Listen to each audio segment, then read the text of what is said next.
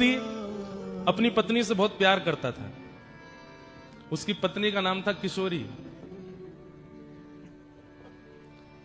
अचानक कोई ऐसी दुर्घटना हुई और उनकी पत्नी के प्राण चले गए।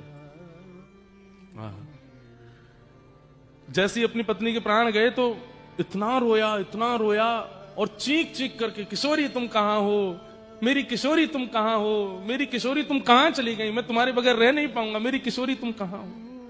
और वो तो रो रहा था अपनी पत्नी को याद करके। निकुंज में बैठी हमारी प्रिया जी ललिता जी से कहने लगी, अरे ललिते, इतने करुण भाव में मेरे को याद करके आज तक कोई नहीं रोया है। ललिता जी बोली, श्री जी आप इतनी भोली हो, इतनी सीधी हो, मैं कहां बताऊं।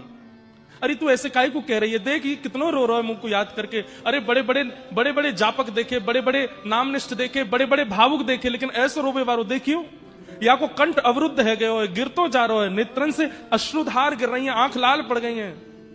अरे ये प्राण त्याग देखो। अरे ललिते तू जल्दी व्यवस्था कर, या से मिलना है मोकू।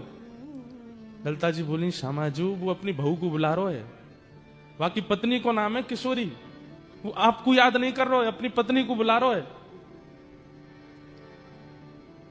बंधुओं ये सुनते ही किशोरी जी ललिता जी से बोली, एक बात बता, किशोरी शब्द को अर्थ कहा होवे। हमारी किशोरी जी को, नित्य किशोरी जो छोटी सी हैं उनको किशोरी कहते हैं। और बोले किशोरी पूरे ब्रह्मांड में केवल राधा रानी और कोई नहीं हो सकता। आप किसी को आज किशोरी अगर बोल रहे हो ना, कल वो किशोरी नहीं है, क्योंकि आज उसका जो तन है, उसका जो मन है, उसके जो स्वरूप है, वो कल बदलेगा।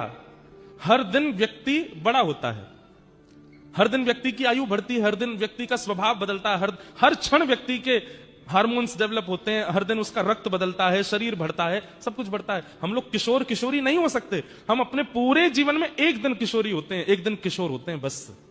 और जो नित्य किशोरी हैं, हमेशा एक ही रस रहती हैं, वो किशोरी जी श्री राधा रानी है। ललिते बता, मैं ना जानू ये अपनी पत्नी को बुला रहा हो या कौन को बुला रहा है, पर किशोरी कौन है। बोले किशोरी तो आप, तो ये मुझे बुला रहा है। उसने भाव से नहीं पुकारा, केवल किशोरी शब्द का उच्चारण किया है।